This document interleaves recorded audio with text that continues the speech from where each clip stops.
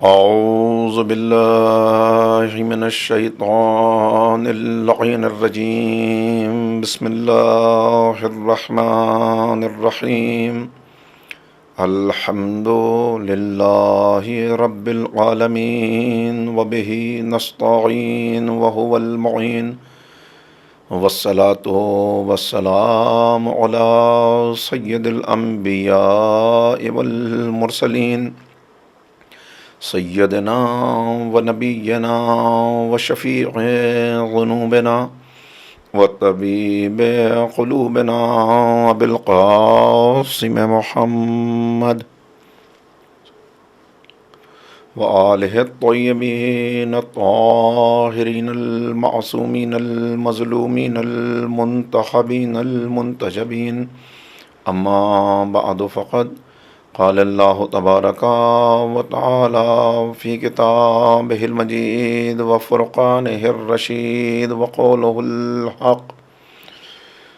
بسم اللہ الرحمن الرحیم. الیوم اکملت لکم دینکم و اتممت علیکم نعمتی و رضیت لکم الاسلام دینا. صدق اللہ العلی العظیم.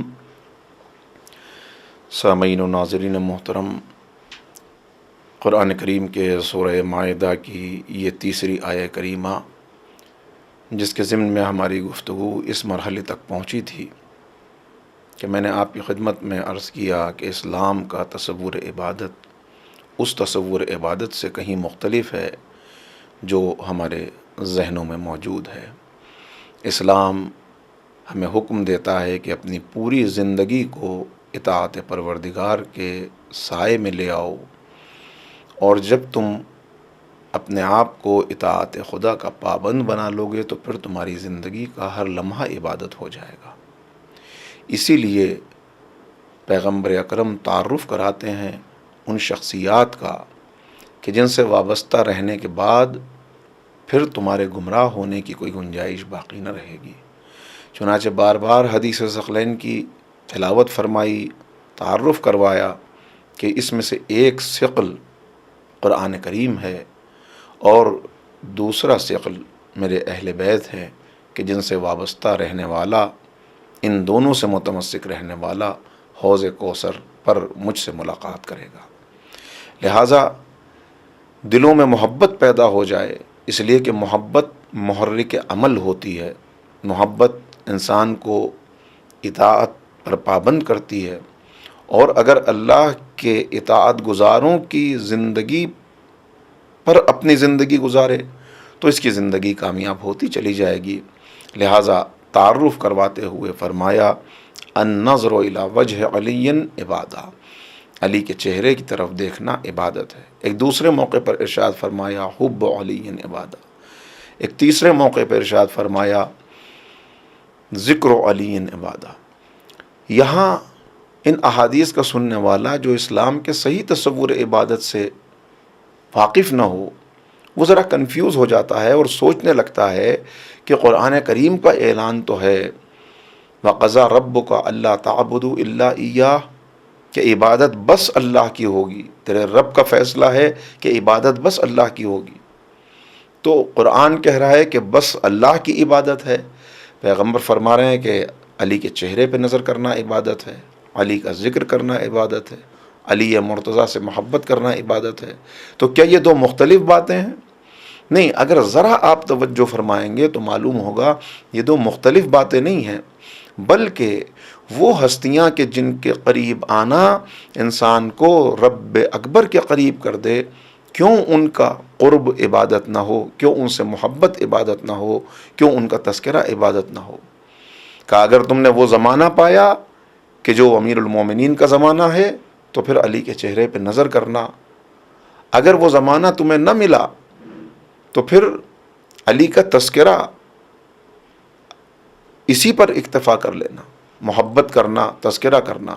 اور اگر کوئی ایسا زمانہ ہو کہ جہاں نام لینے پر پابندی ہو، جہاں گردن مار دی جاتی ہو، جہاں اذیتیں دی جاتی ہوں، یہاں صرف نام لینا ایسا جرم بن جائے کہ آوارہ وطن کیا جائے، اولاد کو قتل کیا جائے، گواہیاں تسلیم نہ کی جائیں، تو پھر وہاں دل میں علی سے محبت رکھنا، اس لیے کہ علی کی محبت وہی پیغمبر کا فرمان حضرت ابوذر کو وصیت کرتے ہوئے فرما رہے ہیں کہ اے ابوذر، اگر ساری دنیا ایک راستے پر جا رہی ہو اور تنہا علی دوسرے راستے پر جا رہے ہوں تو علی کا دامن پکڑ لینا اور سب سے رشتہ توڑ لینا، اس لیے کہ علی تمہیں دائرۂ حق سے نکلنے نہیں دیں گے۔ ان سے وابستہ ہونا حق سے وابستہ ہو جانا ہے، ان سے محبت کرنا اللہ سے محبت کرنا ہے، ان کا تذکرہ کرنا عبادت ہے، اس لیے کہ جب ان کا ذکر کرو گے تو وہ انسانی خوبیاں تمہارے سامنے آئیں گی کہ ان انسانی خوبیوں کو اپنی زندگی میں اتارنے کو دل چاہنے لگے گا۔ جن کی پوری زندگی گزر گئی ہو اطاعت کرتے ہوئے، اس انداز کی اطاعت کہ یا خالق کی عبادت ہے یا مخلوق کی خدمت ہے، بندگان خدا کو، اپنے چاہنے والوں کو بار بار یہ وصیت کر رہے ہیں کہ دیکھو بندوں کے حقوق سے غافل نہ ہو جانا، بندوں کے حقوق کی ادائیگی کرنا، اس لیے کہ بندوں کے حقوق کا مجرم اللہ کی بارگاہ میں اس وقت تک نہیں بخشا جائے گا جب تک بندے خود اپنے حقوق کے مطالبے سے باز نہ آ جائیں یا ان کو ان کا حق مل نہ جائے۔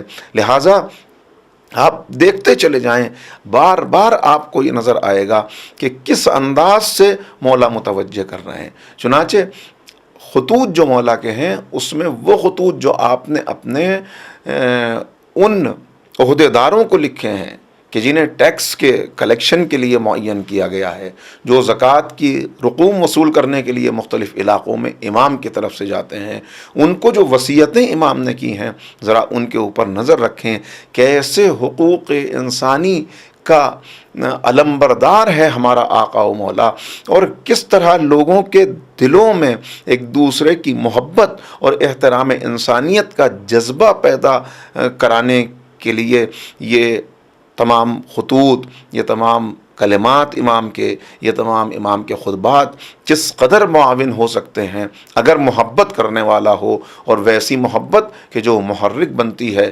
اطاعت کا، ویسی محبت جو واقعاً ان تمام ثبوت کو فراہم کرتی ہے جو ایک محب صرف دعویٰ کر کے پورا نہیں کر سکتا بلکہ جب تک پہنچ نہ جائے۔ لہٰذا لکھتے ہیں کہ دیکھو جب تم جانا ان کی طرف تو تقوی الہی اختیار کرنا، یعنی اپنے دل میں خوف خدا لے کر ان کی طرف بڑھنا جن سے تمہیں ٹیکس وصول کرنے ہیں، اور پھر خبردار ان کو خوف زدہ نہ کرنا، ان کے سامنے ایسا رد عمل نہ ہو، تمہارا ایسا عمل نہ ہو کہ جس کا رد عمل نفرت کے طور پہ سامنے آئے اور وہ تم سے نفرت کرنے لگیں، نہیں بلکہ تمہیں ان سے محبت کرنی ہے، انسانیت کا احترام کرنا ہے۔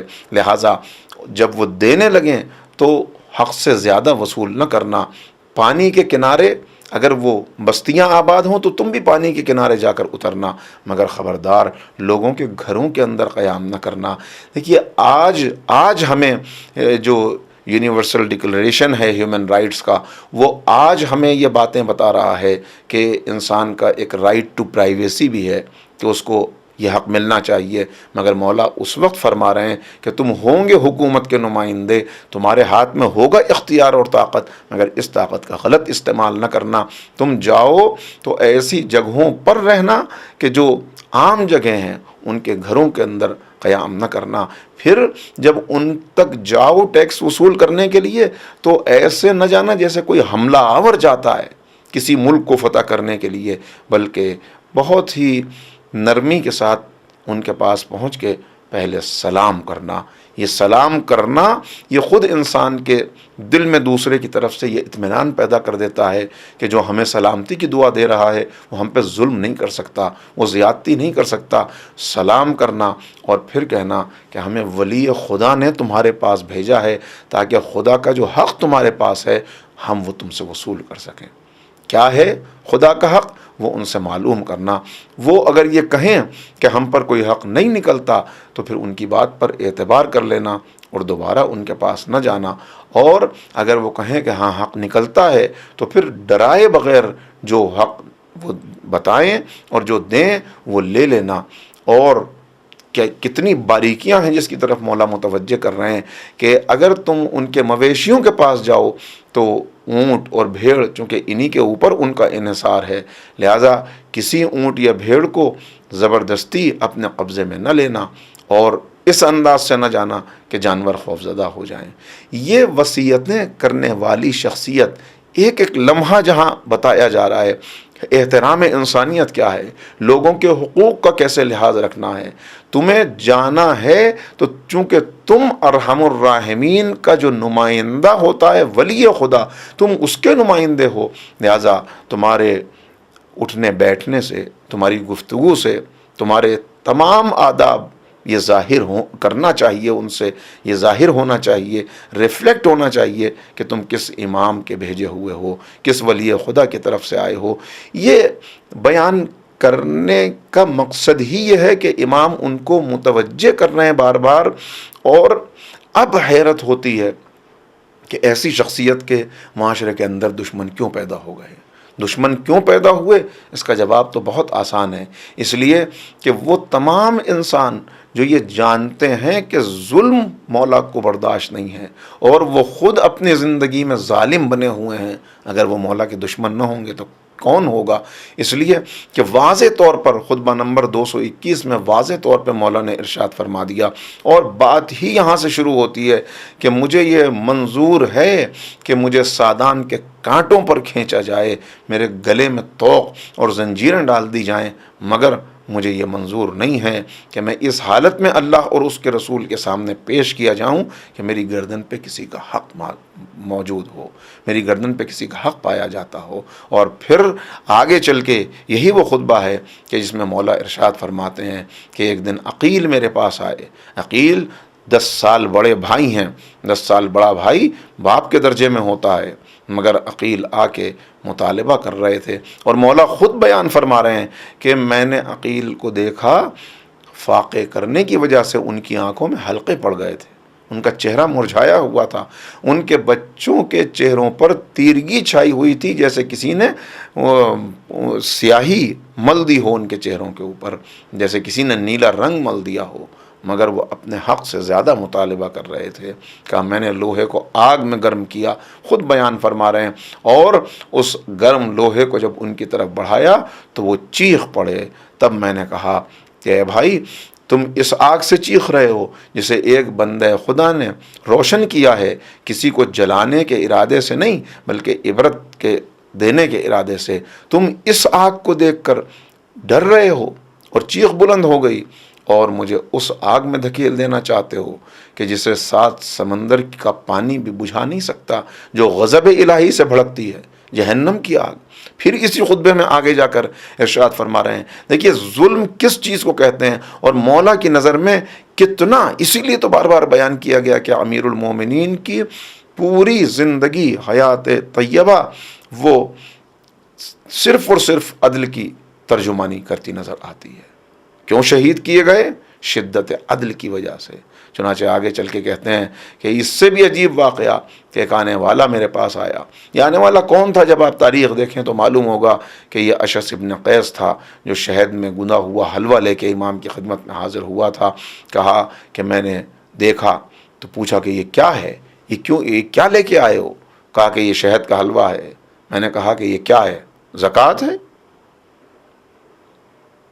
مال غنیمت میں جمع کرنے کے لیے لائے ہو؟ یہ صدقہ ہے جو ہم اہل بیت پر حرام ہے؟ تو اس نے کہا کہ نہیں، یہ تحفہ ہے، تحفہ ہے۔ بس رحمت کے رخ پہ جلال آیا، اور امام بیان فرماتے ہیں کہ میں نے اس سے کہا کہ تجھے کیا ہو گیا ہے؟ مجھے فریب دینے کے لیے آیا ہے؟ تجھے کیا ہو گیا ہے؟ تو دیوانہ ہو گیا ہے؟ تجھے ہذیان ہو گیا ہے؟ لے اس کو اور چلا جا یہاں سے۔ یاد رکھ، یہ تو شہد کا حلوہ ہے۔ امام کا جملہ موجود ہے کہ مجھے یہ محسوس ہوا کہ سانپ کی قے میں اس حلوے کو گوندا گیا ہو، کہ اس کو لے اور چلا جا یہاں سے، یہ تو شہد کا حلوہ ہے۔ اگر علی کے قدموں میں ہفتے اقلیم کی دولت ڈال دی جائے اور یہ چاہا جائے کہ علی چیونٹی کے منہ سے جو کا چھلکا چھین لے، تو علی یہ ظلم کبھی نہیں کرے گا۔ علی یہ ظلم کبھی نہیں کرے گا۔ تو یہ زندگیاں جب ہمارے سامنے ہوں اور اس انداز سے انسان قدم آگے بڑھائے تب اسے کامیابی ملتی ہے۔ ہم ظاہر پرست ہیں، لہذا ہر انسان کا ظاہر دیکھ کر اس سے متاثر ہو جاتے ہیں، کبھی اس کی غربت دیکھ کر اس سے نفرت کرنے لگتے ہیں، دوری اختیار کرنے لگتے ہیں، کبھی اس کا میلا کچیلا لباس دیکھ کر اپنا دامن بچانے لگتے ہیں، کبھی خوشنما لباس دیکھ کر دھوکہ کھانے لگتے ہیں، کیونکہ ہم باطن کی شخصیت کے پرستار نہیں ہیں، ہم انسانی خوبیوں کو پہچاننے والے ابھی تک بن نہیں سکے جو اسلام ہمیں دیکھنا چاہتا ہے۔ اس کا نتیجہ ہے کہ اس طرح کے فریب کھاتے ہیں۔ مولا امام زین العابدین علیہ الصلاۃ والسلام اس طرف اشارہ فرما رہے ہیں، روایت نقل کر رہے ہیں خود امام محمد باقر علیہ السلام اپنے والد گرامی سے، جسے الاحتجاج میں درج کیا گیا۔ یہ گویا احتجاج ہے امام کا، خطبہ سمجھیں مگر خطبہ احتجاج کے طور پر، کہ جہاں امام فرما رہے ہیں کہ وہی کہ کسی کے ظاہر کو دیکھ کے جلدی سے متاثر نہ ہو جانا۔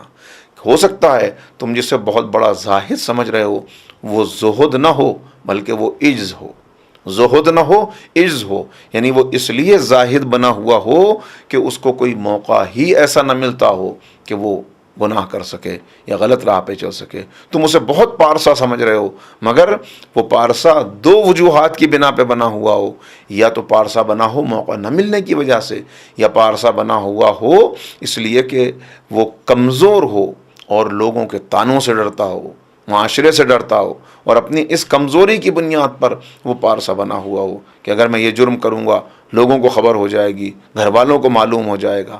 لہٰذا اصل قابل قدر وہ ہے جو قدرت رکھتے ہوئے گناہ نہ کرے۔ یعنی اگر ایک بہرا انسان یہ کہے کہ میں نے آج تک کوئی غیبت نہیں سنی تو یہ کون سا کمال ہے، اس لیے کہ وہ تو سن ہی نہیں سکتا۔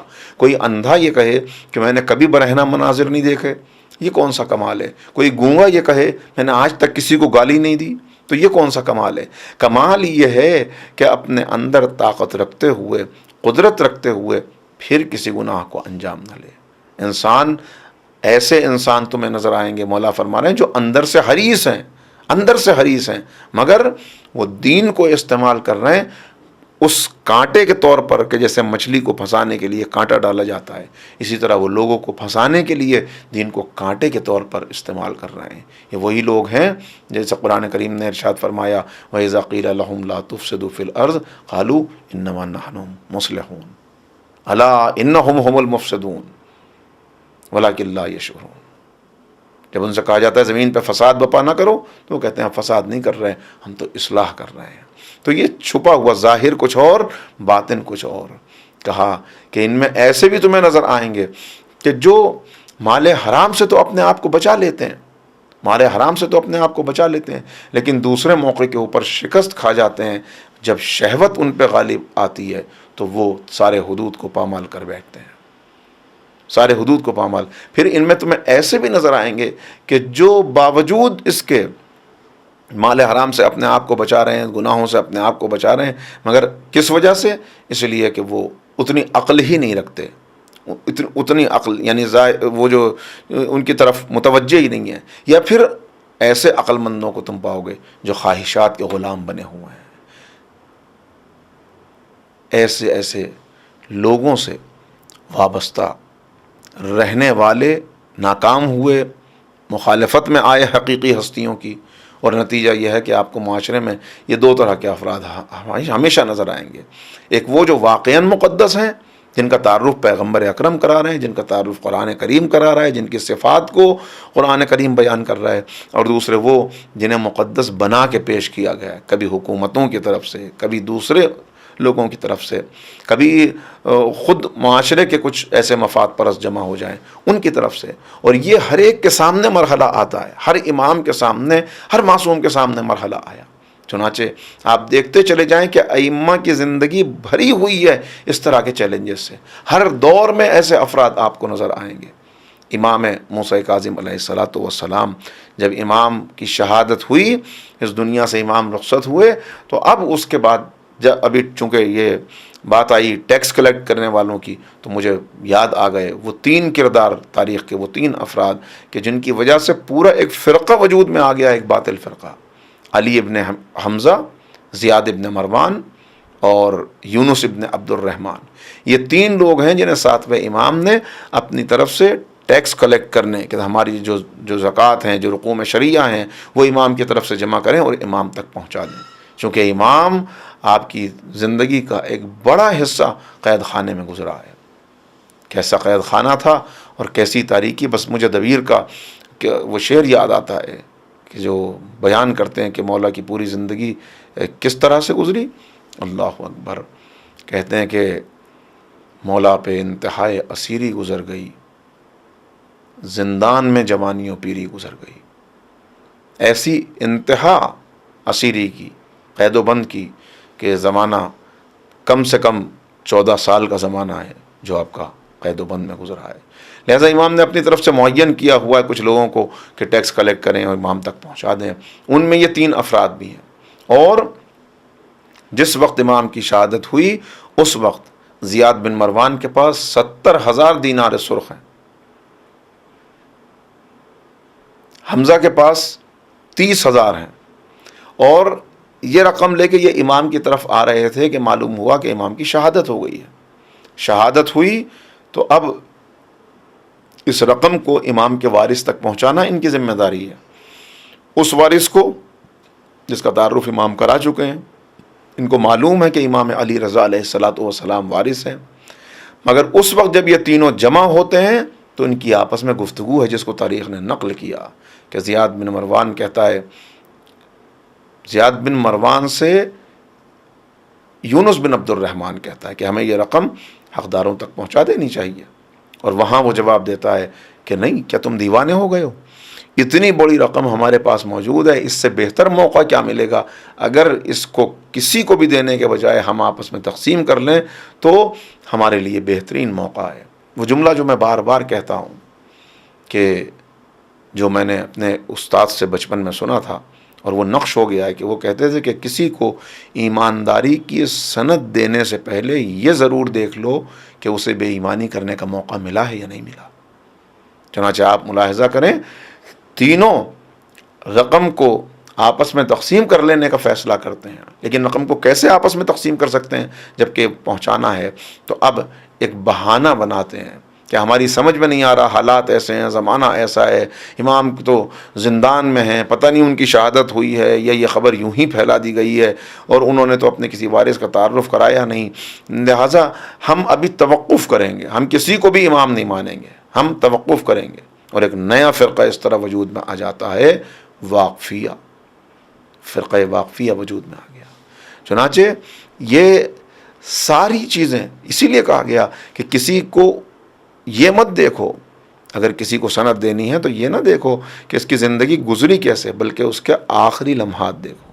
یہ دیکھو کہ آخر تک دین پر قائم رہا یا نہیں رہا۔ اگر آخر تک دین پر قائم ہے، خاتمہ بالخیر، اسی لیے دعا بھی کرنے کا حکم دیا گیا، اور ہم بار بار کرتے ہیں وہ دعا، ثبت قلبی علی دینک، کہ دین پر ہمیں قائم و دائم رکھ، دین پر ہمیں ثابت قدم رکھ۔ دین پر ثابت قدم رہنا یہ آسان مرحلہ نہیں ہے، یہ بہت مشکل مرحلہ ہے۔ لہٰذا یہی شکوہ ہے جو ہر معصوم کرتا ہوا نظر آئے گا۔ عجیب عالم ہے کہ جس میں مولا کے اپنی کیفیت کو بیان کر رہے ہیں اور کہہ رہے ہیں میں نے بار بار دعوت دی، کیسے افراد ہیں جو مجھے ملے ہیں، کیسے لوگ ہیں جن سے میرا سامنا ہوا ہے۔ میں ان سے کہتا ہوں کہ آؤ تو کبھی کہتے ہیں کہ سردی بہت ہے، کبھی کہتے ہیں کہ گرمی بہت ہے، کبھی کہتے ہیں کہ فصلیں کھڑی ہوئی ہیں، ذرا ان فصلوں کو محفوظ کر لیں، کبھی کہتے ہیں ایک بہانہ دوسرے بہانے۔ میں نے عرض کیا ہے کہ مولا بیان فرما رہے ہیں کہ تمہاری مثال اس بوسیدہ لباس جیسی ہے جسے ایک طرف سے سیا جائے تو دوسری طرف سے ادھڑ جاتا ہے۔ انہی کی کیفیت بیان کرتے ہوئے عجیب عالم ہے بتایا، تاریخ بتا رہی ہے کہ مولا اس عالم میں گفتگو فرما رہے تھے کہ آپ کے سر کے اوپر قرآن مجید رکھا ہوا تھا، ہوا چل رہی تھی اور قرآن کے ورق اڑ رہے تھے، وہ بھی تاریخ نے محفوظ کیا۔ اور اس وقت امام، عجیب کیفیت تھی، عجیب عالم تھا، افسردگی بھی تھی، لوگوں کو مسلسل دعوت دینے کے بعد حق کی طرف نہ آنے کی وجہ سے جو ایک پریشانی ہوتی ہے وہ بھی ان الفاظ سے ظاہر ہو رہی ہے کہ امام قرآن کریم کو گواہ بنا کر سر پہ قرآن رکھ کر کہہ رہے ہیں کہ اے معبود گواہ رہنا کہ اس قرآن کریم نے، اس طرح کلام نے جو مجھے حق دیا تھا، وہ حق محروم کر دیا گیا، میں اس حق سے لے لیا گیا وہ حق مجھ سے۔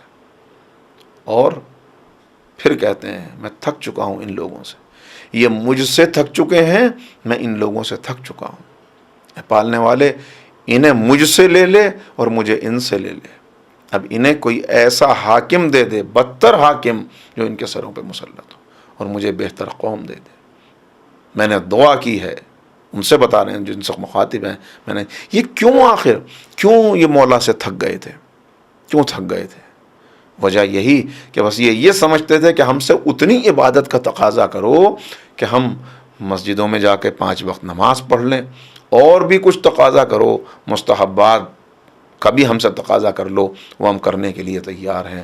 ہم نماز پڑھ لیں گے، راتوں کو جا کے عبادت کر لیں گے، ماہ سیام آئے گا تو روزے رکھ لیں گے، حج کے لیے چلے جائیں گے، مگر معاملات میں ہمارے اوپر زور نہ ڈالو۔ یعنی مولا ان کو بلندی تک لے جانا چاہتے ہیں، اور یہ پستی سے نکلنے کے لیے تیار نہیں ہے۔ مولا ان سے کہہ رہے ہیں ظلم کی پستی کو چھوڑو، عدل کی بلندی تک چلو۔ عدل کی بلندی پر علی ان کو لے جانا چاہتے ہیں، علی تقوی کی بلندی پر ان کو لے جانا چاہتے ہیں، امیر المومنین علم کی بلندی پر ان کو لے جانا چاہتے ہیں، معرفت کی بلندی پر ان کو لے جانا چاہتے ہیں، زہد و تقوی کی بلندی تک ان کو لے جانا چاہتے ہیں، کہ جہاں پہنچنے والا اس کی نظر میں پھر ہر چیز حقیر ہو جاتی ہے، بس ایک ہی چیز اہم رہتی ہے کہ معبود کی مرضی مل جائے۔ اس بلندی تک لے جانا چاہتے ہیں، اور یہی بلندی کی دعوت یہ بالکل ایسا ہی ہے جیسے والدین چاہتے ہیں کہ اولاد بلند ہو تو وہ اولاد کو ٹوکتے ہیں، اور پھر اولاد ان سے ناراض ہو جاتی ہے، وہ ان سے تھک جاتی ہے کہ یہ تو ہر وقت ہم کو کبھی یہ بات بتا رہے ہیں، کبھی وہ بات بتا رہے ہیں۔ نصیحت کی باتیں انہیں اچھی نہیں لگتی۔ جیسے کہ استاد شاگردوں کو بلند کرنا چاہے تو پھر سب شاگرد تو ایک جیسے نہیں ہوتے، زیادہ تر وہ ہوتے ہیں کہ جن کو یہ بات ناگوار گزرتی ہے۔ اسی طرح سے امام فرما رہے ہیں کہ ناگوار گزر رہی ہیں تم کو میری باتیں، نہیں آ رہے تم اس طرف۔ پوری زندگی اسی انداز سے گزری، تو اب کیوں زندگی عبادت نہ ہو جائے، اور کیوں پیغمبر یہ نہ فرمائیں کہ ضربت علی یوم الخندق افضل من عبادت الثقلین، علی کی ایک ضربت تمام عالم کی عبادتوں سے افضل ہے۔ کتنی افضل، کتنی وزنی، کتنی اعلیٰ ہے یہ ضربت، اور کیوں افضل ہو گئی؟ پھر یہاں پہ وہی بات آ جاتی ہے کہ تقابل تو ایک جیسی صنف میں کیا جاتا ہے، یہ مقالہ اس مقالے سے بہتر ہے، یہ کتاب اس کتاب سے بہتر ہے، یہ شعر اس شعر سے بہتر ہے، اس طرح سے تقابل کیا جاتا ہے۔ مگر یہاں تقابل ہو رہا ہے کہ عبادت اور عبادت کے مقابلے میں ضربت، تو یوں محسوس ہوتا ہے پھر جو تصور عبادت سے صحیح ناواقف ہیں، پھر ان کو یہ محسوس ہونے لگتا ہے کہ دونوں الگ باتیں کہہ دی گئی ہیں۔ مگر ضربت کس کی ضربت ہے، اچھا کتنی افضل ہے، یہ کوئی نہیں بتا سکتا۔ خود امام جعفر صادق علیہ الصلاۃ والسلام سے پوچھنے والے نے جب پوچھا کہ مولا آپ فرمائیے کہ یہ ضربت کا جو تذکرہ کیا گیا یہ کس کس کی عبادت سے افضل ہے، تو مولا نے فرمایا کہ رسول اللہ صلی اللہ علیہ وآلہ وسلم کی عبادت کے علاوہ، پیغمبر اکرم کے علاوہ، جناب آدم سے لے کر قیامت تک جتنے بھی بندگان خدا پیدا ہوں گے ان سب سے ہمارے جد کی ضربت افضل ہے۔ کیوں افضل؟ اس لیے کہ بظاہر الگ الگ چیزیں نظر آ رہی ہیں، لیکن جب ضربت راہ خدا میں مرضی معبود کو حاصل کرنے کے لیے چلائی جائے تو پھر یہ ضربت اتنی بڑی عبادت ہوتی ہے کہ اس کے سامنے سجدوں والی عبادت، اس کے سامنے دوسری عبادتیں وہ ہلکی ہو جاتی ہیں، اور یہ ان سے افضل ہو جاتی ہے۔ تو ایسے مولا سے وابستہ ہو جانا وہ یقیناً انسان کو نجات کی راہ تک پہنچا دے۔ مشکلات کہاں آتی ہیں؟ مشکلات اسی وقت آتی ہیں کہ جب انسان کا نفس درمیان میں آ جاتا ہے اور جو اسے ان راہوں پر چلنے نہیں دیتا، پھر مولا کو شکوہ کرنا پڑتا ہے۔ وہ شکوہ جو بیان کیا، وہ شکوے جو نہج البلاغہ میں بکھرے ہوئے ہیں، پھر کہنا پڑتا ہے کہ حیف اس پر جس کے ساتھ ہی تم جیسے ہو۔ اور نہ ذرا دیکھیں اور توجہ کریں کس انداز سے زندگی گزر رہی ہے، اس کا لمحہ ایک ایک لمحہ عبادت۔ وہ جو ضربت، اسی لیے تو کہنا پڑا تھا اسی لیے بیان کیا گیا مولا کے بارے میں کہ جن کے اندر کچھ ایسی صفات جمع ہو گئیں جو جمع نہیں ہوتی ایک شخصیت کے اندر، کہ زہد کے ساتھ نرمی، تقوی اور زہد جہاں ہو وہاں عام طور پہ انسان خشک مزاج ہو جاتا ہے۔ کہ مگر مولا کہا کہ متقی، کیسے متقی؟ ایسے متقی کہ اگر دیکھیں علی کے رشتے کیا ہیں بندوں سے کس طرح کے رشتے ہیں، تو 3 رشتے ہیں۔ علی خلیفۃ المسلمین ہے، امیر المومنین ہے، امام المتقین ہے۔ پھر دہراتا ہوں، خلیفۃ المسلمین تمام مسلمانوں کے خلیفہ، امیر المومنین سب کے امیر نہیں، صاحبان ایمان کے امیر، اور امام المتقین دائرہ اور تنگ ہو گیا کہ اب مومنین میں بھی جو اس درجے تک پہنچ جائے کہ جسے قرآن متقی کہے، جو قرآن نے متقی کی تعریف کرائی، جو خود امیر المومنین نے متقی کی تاریخ میں کہ تقوی کیا ہے اور ایک متقی کی صفات کیا ہوتی ہیں جو خطبہ دیا، جو اس مرحلے تک آ جائے پھر اس کے امام ہیں۔ اب ہمیں اپنے آپ کو دیکھنا ہے کہ ہم امام سے کس انداز سے وابستہ ہیں۔ ہم صرف خلیفۃ المسلمین سمجھتے ہیں یا امام المتقین سمجھتے ہیں؟ اگر امام المتقین سمجھتے ہیں اور ان کو اپنا امام کہتے ہیں تو کیا تقوی کی اس منزل تک ہم آ گئے؟ آسان مرحلے نہیں ہیں وہ۔ میں دیکھ رہا تھا حیات الحیوان کے ایک واقعے کو بیان کیا شہید دستغیب نے، وہ اس کے اندر کہتے ہیں کہ بارہ سنگا، کہا کہ بارہ سنگا جو ہوتا ہے یہ سانپ کا بڑا عاشق ہوتا ہے، گرمی کے موسم میں رہنے والا، گرمی کے موسم کا عادی، کہ اس کو اگر ریگستان میں صحرا میں کہیں سانپ دکھ جائے تو پھر یہ اس کو چھوڑتا نہیں ہے، اس کے پیچھے دوڑتا ہے اور اس کو دم کی طرف سے نگلنا شروع کرتا ہے اور اسے پورا نگل جاتا ہے۔ کہا مگر اب نگلنے کے بعد چونکہ زہریلا سانپ ہے جس کو اس نے نگلا ہے تو اب اسے شدید پیاس لگتی ہے، موسم گرمی کا، علاقہ گرم، اور پھر سانپ کے زہر کی گرمی، تو بہت اس کو پیاس لگتی ہے، لیکن اسے یہ علم ہے کہ اگر میں اس وقت پانی پی لوں گا تو فوراً مر جاؤں گا، اس لیے کہ اس وقت پانی پینا وہ اس کے پورے جسم کے اندر گویا اس زہر کو پھیلا دے گا اور ایک ایسی کیفیت پیدا ہوگی یہ زندہ نہیں رہ سکے گا۔ کہا تو یہ ضبط کرتا ہے، پیاس اس کی بہت بھڑکی ہوئی ہے، یہ ضبط کرتا ہے، اتنا ضبط کرتا ہے اس پیاس کو، اتنا ضبط کرتا ہے کہ اس برداشت کی وجہ سے اور ضبط کی وجہ سے اس کے 2 آنسو نکل پڑتے ہیں، اس کے آنسو بہنے لگتے ہیں، اور وہ آنسو کہا کہ اللہ نے اس کی آنکھ کے پاس حلقے بنائے ہیں، کچھ گڑھے سے بنائے ہیں، ان گڑھوں کے اندر آ کے وہ آنسو جمع ہو جاتے ہیں اور پھر وہ آنسو موتیوں کے اندر تبدیل ہو جاتے ہیں، پھر وہ آنسو چمکنے والی چیز بن جاتے ہیں، اسی کو ہم تریاق کہتے ہیں۔ سانپ کھایا ہے، سانپ کا زہر پانی پینے کی دعوت دے رہا ہے، پانی سے اپنے آپ کو روک کے رکھا ہے، اس ضبط کی وجہ سے آنسو بہے ہیں، وہ آنسو تریاق بنتے ہیں، اور اب یہی تریاق ہے، یہی اینٹیڈوٹ ہے کہ جب بھی کوئی زہریلا جانور کسی کو کاٹ لے تو اسی کے ذریعے سے اس کا علاج کیا جاتا ہے۔ تو اس سے جو نتیجہ شہید نے نکالا وہ بہت خوبصورت نتیجہ ہے۔ وہ کہتے ہیں کہ یہ ضبط کرنے کے نتیجے میں آنسو نکلے تھے تو آنسو اتنے قیمتی ہو گئے، آنسو اتنے با اثر ہو گئے کہ اب ہر زہر کا یہ علاج ہے، یہ تریاق ہیں۔ اے نوجوانوں، تمہارے سامنے بھی ایسے ہی مرحلے ہیں، تمہیں بھی ہر طرف سے دعوت دی جا رہی ہے، تمہاری طرف سے بھی، تمہارے اوپر بھی کبھی خواہشات کے حملے ہوتے ہیں، کبھی شہوتوں کا غلبہ ہوتا ہے، ایسے میں برداشت کرنا، ایسے میں ضبط کرنا، کہ اگر تم نے واقعی ضبط کر لیا اور پیاس کو غالب نہ آنے دیا، پیاس غالب آئی مگر اپنے آپ کو آلودہ نہ ہونے دیا، تو پھر وہ کیفیت ہوگی کہ ضبط کرتے کرتے اگر کبھی آنسو نکل پڑے تو یہ آنسو وہ ہوں گے جن کی قیمت کوئی نہیں جانتا۔ ان کی قیمت وہ ہوگی کہ جس جہنم کی آگ کو 7 سمندر کا پانی نہیں بجھا سکتا، یہ آنسو ہیں جو اس جہنم کی آگ کو جہنم کی آگ کو سرد کر دیں گے۔ مگر کب یہ آنسو بہیں گے، کبھی یہ آنسو نکلیں گے اس ضبط کے نتیجے میں، اس برداشت کے نتیجے میں، جس کی طرف مولا بار بار متوجہ کر رہے ہیں کہ میں تمہاری طرف سے خوف زدہ ہوں کہ کہیں تمہیں ناکام نہ ہونا پڑے. اور ناکام کرنے والی چیز کیا ہے؟ اتباع الہوا، اتباع الہوا وطول العمل.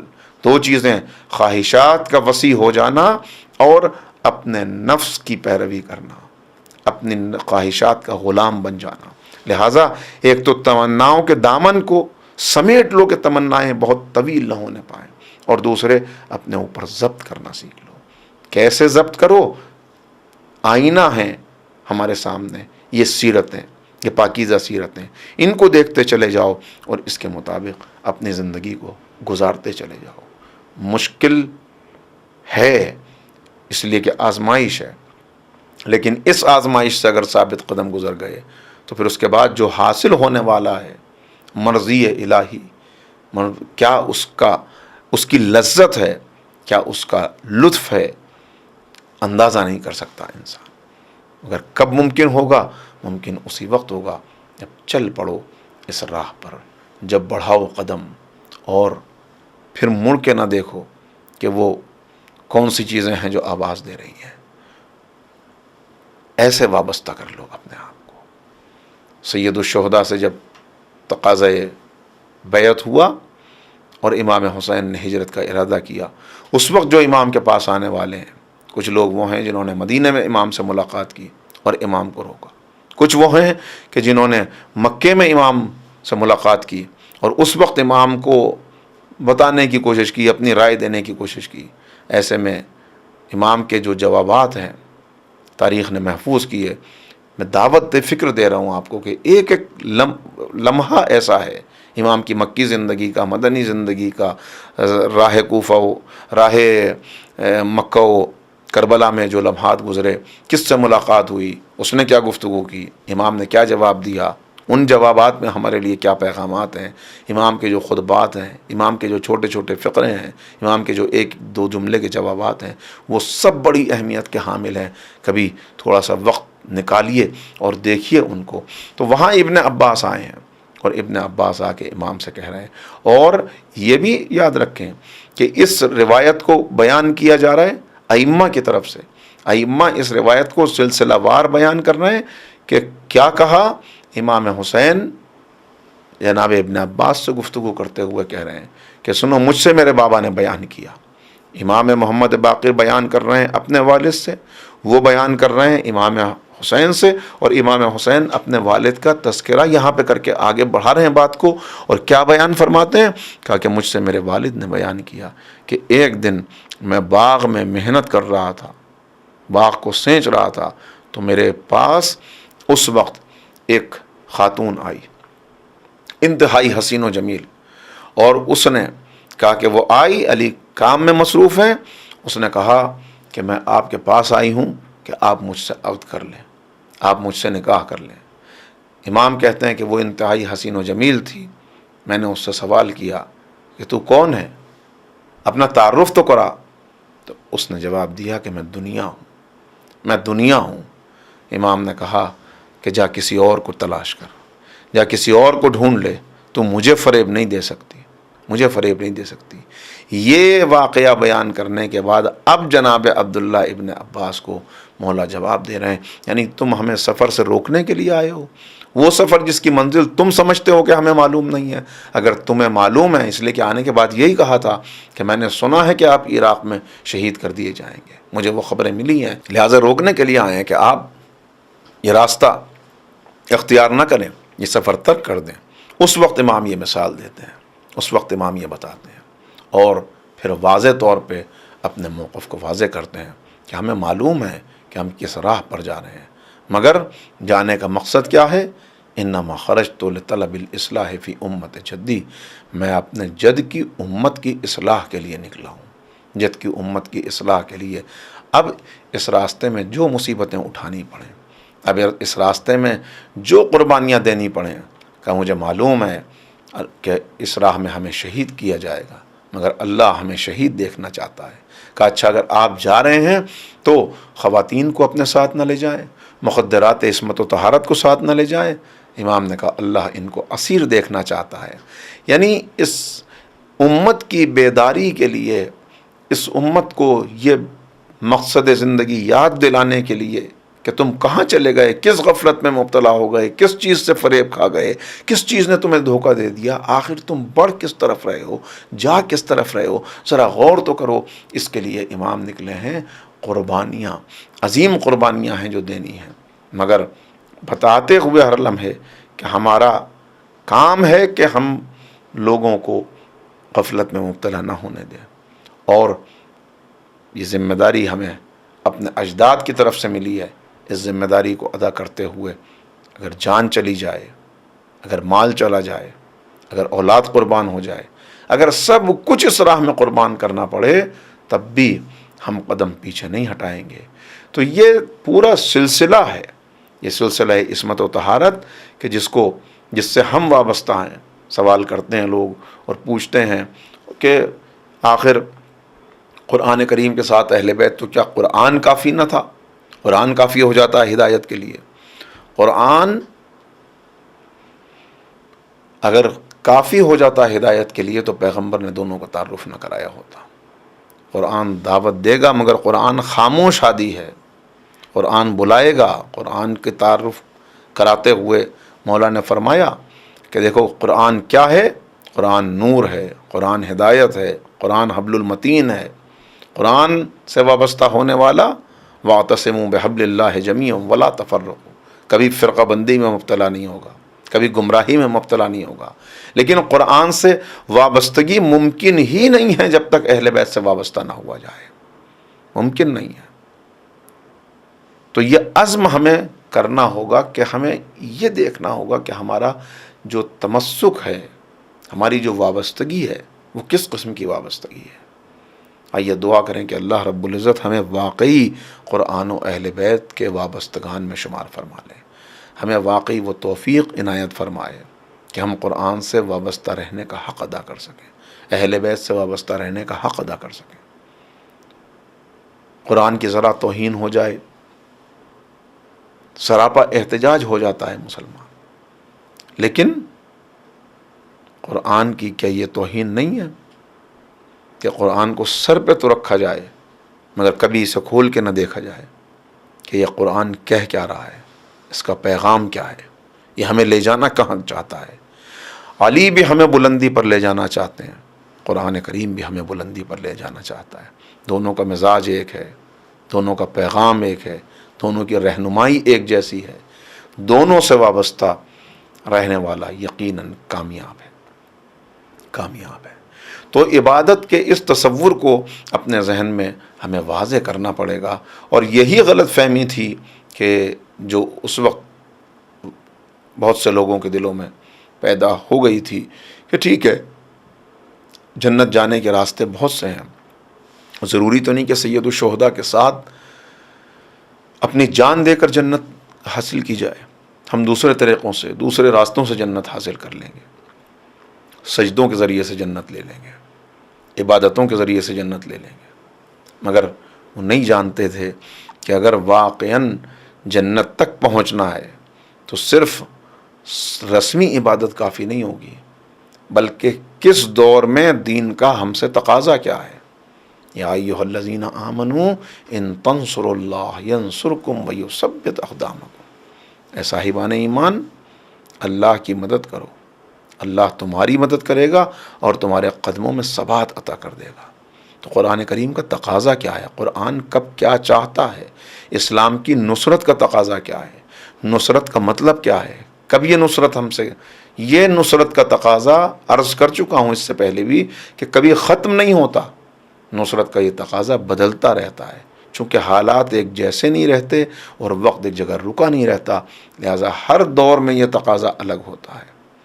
کبھی یہ تقاضا ہوتا ہے کہ دین خدا کا تعارف کرایا جائے اس لیے کہ لوگ اس سے واقف نہیں ہیں، کبھی ضرورت ہوتی ہے کہ دین کا تعارف تو ہے لیکن دین کے متعلق جو غلط فہمیاں دین کے ماننے والوں کی طرف سے یا دین کے خلاف سازش کرنے والوں کی طرف سے پیدا کر دی گئی ہیں، ان غلط فہمیوں کا آپ دفاع کریں اور تعارف کرائیں کہ صحیح دین کیا ہے۔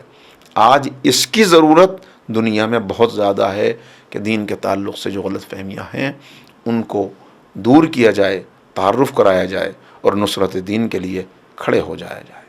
مگر وہ کب ممکن ہوگا؟ وہ اسی وقت ممکن ہوگا کہ پہلے ہم خود دین پر عمل پیرا ہو جائیں، پہلے ہم خود دین کے تقاضوں کو سمجھ لیں۔ نصرت کے تقاضے جب ہم نے سمجھ لیے، تب ان نصرت کے تقاضوں سے دوسروں کو واقف کرانے کے لیے آگے بڑھیں گے۔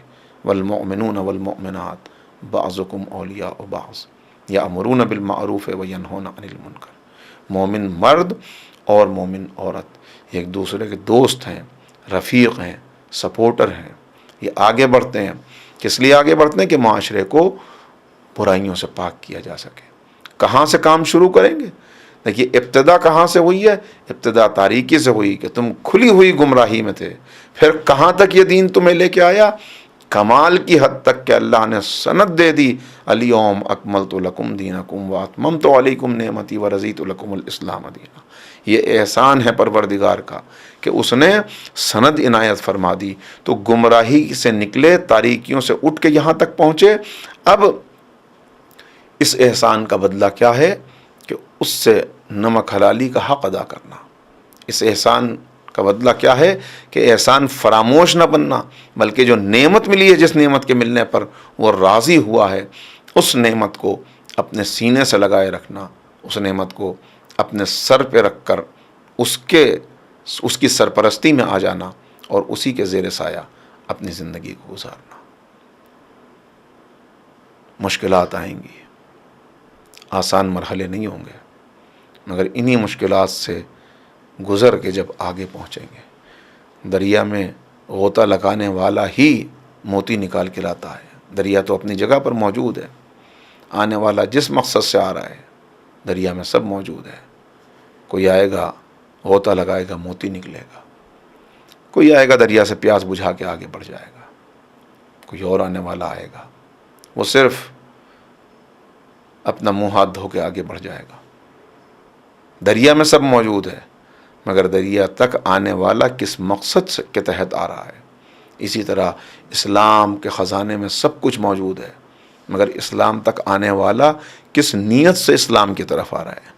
وہ صرف اسلام کو اپنے زبان و دہن تک رکھنا چاہتا ہے، یا وہ اسلام کو اپنی زندگی میں اتارنا چاہتا ہے، یا خود اسلام کے دریا میں غوطہ لگا کر ایسے موتی لانا چاہتا ہے کہ جو دوسروں کو بھی اسلام کا تعارف کرا دے، دوسروں کو بھی پتہ چل جائے کہ کیسے قیمتی موتی ہیں جو یہاں موجود ہیں۔ اور وہ ممکن نہیں جب تک قرآن کریم سے حقیقی وابستگی نہ ہو۔ لہٰذا آئیے حقیقی طور پہ وابستہ ہوں، امیر المومنین کے در دولت پہ چلیں، کہ جہاں امام وصیتیں کر رہے ہیں۔ کون وصیتیں کر رہا ہے؟ جس کے سر پہ ضربت لگ چکی ہے، سر پہ ضربت لگی ہے، وصیتیں ہو رہی ہیں، اور سر پہ ضربت کھانے کے بعد کیسی وصیتیں ہیں، کیسی دعوت ہے؟ امام کی زندگی کا ایک ایک لمحہ بہت قیمتی ہے، صدیاں مقابلہ نہیں کر سکتی اس ایک لمحے کا جو ہم امام کے ساتھ گزار سکتے ہیں، صدیاں مقابلہ نہیں کر سکتی۔ ولادت سے لے کر بعثت پیغمبر اور اعلان نصرت تک یہ امیر المومنین کی زندگی کا پہلا دور ہے۔ پھر نصرت کے وعدے سے لے کر، یعنی ذوالعشیرہ سے لے کر ہجرت تک یہ امیر المومنین کی زندگی کا دوسرا دور ہے۔ پھر ہجرت سے لے کر رسول اللہ کی شہادت تک یہ تیسرا دور ہے۔ شہادت سے لے کر ظاہری خلافت کے ملنے تک یہ چوتھا دور ہے۔ ظاہری خلافت کے ملنے سے لے کر سر پہ ضربت لگنے تک یہ بھی ایک پورا دور ہے، اور ضربت لگنے سے لے کر امام کی شہادت ہو جانے تک ایک ایک لمحہ بڑا قیمتی ہے، ایک ایک لمحہ بڑا قیمتی ہے۔ وہ دور خلافت ہے کہ جہاں بیان کرتے ہیں جناب قمبر کہ میں نے دیکھا کہ مولا اپنے ہاتھوں میں کچھ بوریاں لیے ہوئے ہیں، کچھ مال ہے جو اپنے کندھوں پر مولا نے بار کر رکھا ہے۔ کہ میں آگے بڑھا اور میں نے چاہا کہ مولا یہ وزن مجھے دے دیجئے۔ امام نے کہا کہ رک جاؤ، میں زیادہ مستحق ہوں اس بات کا کہ اس کو اٹھاؤں۔ اور اس کے بعد کہ میں پیچھے پیچھے چلنے لگا، امام نے مجھے وہ چیزیں نہ دیں، امام چلتے رہے، میں پیچھے پیچھے جاتا رہا، یہاں تک کہ میں نے دیکھا کہ ایک دروازے پہ جا کے امام رکے، نق الباب کیا، ایک خاتون باہر آئی، امام نے وہ سامان اس کے حوالے کیا، کہ میں نے دیکھا کہ گھر میں جو بچے موجود تھے ان کا چہرہ کھل اٹھا امام کو دیکھ کر. انہوں نے کہا لو ہمارا بابا آ گیا، ہمارا محسن آ گیا. امام نے اس خاتون سے سوال کیا کہ تم کھانا بناؤ گی یا میں کھانا بناؤں اور تم بچوں کو دیکھو؟ تو اس نے کہا کہ آپ بچوں کو دیکھیے، کھانا میں پکاتی ہوں. کہا کہ امام ان یتیموں کے پاس آ کر بیٹھ گئے اور ان کے دل کو خوش کرنے کی کوشش کرنے لگے. قمر کہتے ہیں میرے حیرت کی انتہا نہ رہی کہ اس کے بعد پھر میں نے یہ دیکھا کہ امام نے اپنے ہاتھوں کو زمین پر ٹکایا اور ایک مرتبہ کہا کہ اے بچوں، میری کمر پہ بیٹھنا چاہتے ہو؟ آؤ تم میری کمر پہ بیٹھ جاؤ. کہ وہ بچے کمر پہ بیٹھ گئے اور امام ان کو سوار کر کے امام چلنے لگے اس حجرے کے اندر. وہ بچے قہقہے بلند کرتے ہیں، مسکراتے ہیں، بہت ان کا دل خوش ہے. کہ جب واپس پلٹے تو میں نے سوال کیا مولا آپ نے سامان خود اٹھایا، وہ میری سمجھ میں آ گیا. آپ رات کی تاریکی میں ایک بیوہ کی مدد کرنے کے لیے پہنچے، میری سمجھ میں آیا. مگر مولا آپ امیر المومنین ہیں، خلیفۃ المسلمین ہیں، مولا آپ امیر کائنات ہیں، یہ بچوں کا اپنی کمر پہ سوار کرنا یہ بات میری سمجھ میں نہیں آئی. کہا یا قمبر تم نہیں سمجھ سکے؟ قمبر ان بچوں کو اس وقت اپنے باپ کی یاد آ رہی تھی، انہیں اس دولت سے زیادہ، انہیں اس کھانے سے زیادہ محبت کی ضرورت تھی. اے قمبر بس میں چاہتا تھا کہ کسی طرح ان بچوں کو خوش کر دوں. یہ ہے امیر المومنین، یہ ہے امیر المومنین کی زندگی. اس زندگی سے وابستہ رہنا. اسی لیے تو روایات میں یہ ملتا ہے کہ جب امام کے سر پہ ضربت لگنے کی خبر عام ہوئی تو یتیم بچے اپنے ہاتھوں میں کوزے لے کر دروازوں پہ نکل آئے، اپنے گھروں سے باہر نکل آئے اور آ کے امام کے در دولت کے باہر کھڑے ہو گئے. اس لیے کہ انہیں معلوم ہوا تھا، انہیں پتہ چلا تھا کہ سر پہ ضربت لگی ہے اور طبیب نے کہا ہے کہ امام کو زیادہ سے زیادہ دودھ پلایا جائے تاکہ زہر کا اثر کم ہو جائے. ننھے ننھے کوزے ہاتھوں میں لیے ہوئے بچے موجود تھے، ان کوزوں کے اندر دودھ تھا اور کہہ رہے تھے اے ہمارے محسن، اے ہمارے آقا، اے یتیموں کے سرپرست، یہ دودھ ہماری طرف سے تحفہ قبول کر لیجئے. میں کہوں گا اے بچوں آج یہاں دودھ لے کے آ گئے، اگر ہو سکے تو کربلا میں یہ دودھ کے پیالے لے کر آ جانا. ایک ننھا شیر خوار ہے جو پیاسا ہے. ہاں زادارو، امام کے سر پہ ضربت یہ امام ہی کا حصہ ہے، امام ہی کا ورثہ ہے کہ یہی صبر و ضبط، یہی قربانی کا جذبہ اس نسل میں آگے بڑھا. سر پہ ضربت کی بات یاد دلا دیتی ہے اور میری زبان پہ وہ فقرہ آ رہا ہے کہ میں ہاتھوں کو جوڑ کے کہوں مولا آپ کے سر پہ ضربت لگی، آپ کے بیٹے کے سر پہ گرز لگا، مگر ایک فرق ہے مولا، آپ کے سر پہ ضربت لگی تو آپ نے مسجد کی خاک کو اٹھا کے زخم پہ تو ڈالا، مگر جب بیٹے کے سر پہ گرز لگا تو اس کے دونوں شانے قلم ہو چکے تھے. ہاں عجیب کیفیت تھی. راوی کہتا ہے عجیب کیفیت تھی. راوی کہتا ہے کہ جب میں مدینے میں شام میں نکلتا تھا تو مجھے کسی بی بی کے رونے کی آواز آتی تھی جو کہتی تھی کہ میرے بیٹے عباس، میرا دل چاہتا ہے کہ تجھ پہ گریا کروں، میں تجھ پہ روؤں، مگر میں تجھ پہ نہیں روؤں گی، میں حسین غریب کا ماتم کروں گی، میں تیرا ماتم نہیں کروں گی. اے میرے لال مگر ایک مصیبت تیری ایسی ہے کہ جب بھی میں یاد کرتی ہوں تو دل تڑپ جاتا ہے کہ جب کوئی بلندی سے نیچے گرتا ہے اپنے ہاتھوں کا سہارا لیتا ہے، مگر ہائے جب تو گھوڑے سے نیچے گرا، بازو کٹ چکے تھے، سر پہ گرز لگ چکا تھا، کس طرح زمین پر گرا ہوگا. وہ بی بی آگے کہتی تھی اے میرے لال مجھے یقین نہیں آتا کہ تیرے بازو کاٹ دیے گئے، کیسے میرے شیر جیسے بیٹے کے بازو کٹ گئے، مگر جب زینب کے بازوؤں پر رسیوں کے نیل دیکھتی ہوں تو یقین کرنا پڑتا ہے کہ اگر تیرے بازو بازو سلامت ہوتے تو کس میں یہ جرت تھی کہ زینب کے بازوؤں میں رسن باندھ دیتا۔ ہاں یہ اولاد امیر المومنین ہے، بیٹے کے سر پہ ضربت لگی، بیٹے کے سر پہ گرز لگا اور بیٹی کے سر سے چادر اتری، مگر یہ نصرت دین کا وہی جذبہ ہے کہ دربار یزید میں کھڑی ہوئی بی بی۔ ہاں میں نے جملہ کہہ دیا، آسان ہے، مگر ذرا تصور کریں، کہاں شرابی کا دربار، کہاں علی کی بیٹیاں، مگر اس عالم میں بیویاں کھڑی تھیں کہ سروں پہ چادریں نہ تھیں، بازو بندھے ہوئے تھے، نامحرموں کا مجمع تھا، ایسے میں تعارف کرایا جا رہا تھا، یہ زینب ہے، یہ ام کلثوم ہے، یہ رقیہ ہے، یہ سکینہ ہے، یہ رباب ہے، مگر اس عالم میں سلام اس بی بی پر جو بڑے صبر و ضبط کے ساتھ کھڑی تھی، مگر خاموش نہیں تھی۔ اگر وہ خاموش رہ جاتی تو آج قرآن کو خاموش ہونا پڑتا، اگر وہ بی بی نہ بولتی تو کبھی کسی زبان پہ حق نہ آ پاتا۔